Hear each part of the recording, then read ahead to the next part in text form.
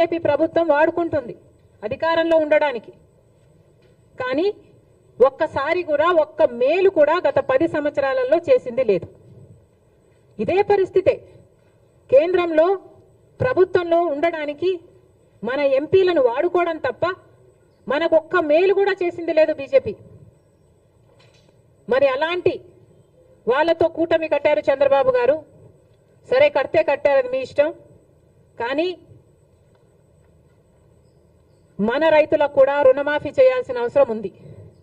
మీరు వాళ్ళతో మాట్లాడతారో, బుజ్జకిస్తారో, ఒప్పిస్తారో, కొట్లాడతారో, ఏది చేసైనా సరే మన రైతులకు కూడా రుణమాఫీ చేసేటట్టు చంద్రబాబు గారు ప్రయత్నించాలని కాంగ్రెస్ పార్టీ డిమాండ్ చేస్తుంది.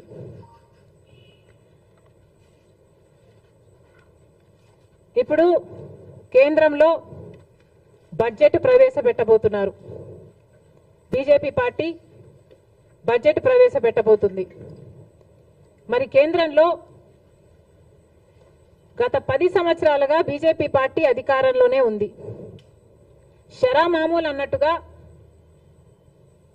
వాళ్ళు ప్రతి సంవత్సరము బడ్జెట్ ప్రవేశపెడుతున్నారు.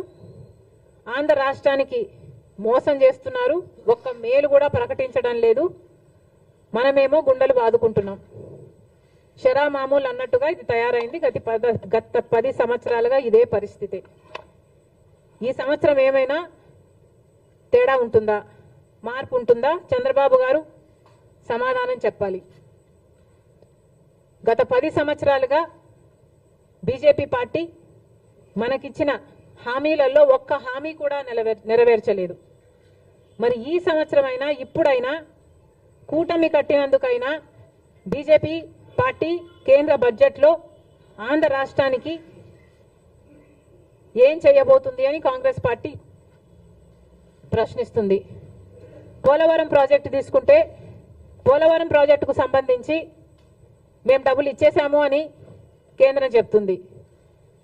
మరి ఇంకా ప్రాజెక్టే పూర్తి కాలేదు. ఈ పరిస్థితిలోనే మేము ఇచ్చేసాము, డబ్బులు లేవు, ఇయ్యము అని మీరు చెప్తున్నట్ట. అంటే మా పోలవరం పరిస్థితి ఏమిటి? ప్రజలకు క్లారిటీ ఇవ్వాల్సిన అవసరం ఉంది. రాజధాని కథ ఏమిటి? రాజధాని కట్టుకోవాల్సిన అవసరం ఉంది. 2014లో చంద్రబాబు గారు చెప్పిన మాట 50,000 కోట్ల రూపాయలు కావాలి రాజధానికి అని. అదే ఇప్పుడు లెక్కేసుకుంటే కనీసం 1,00,000 కోట్ల రూపాయలైనా అవుతుంది.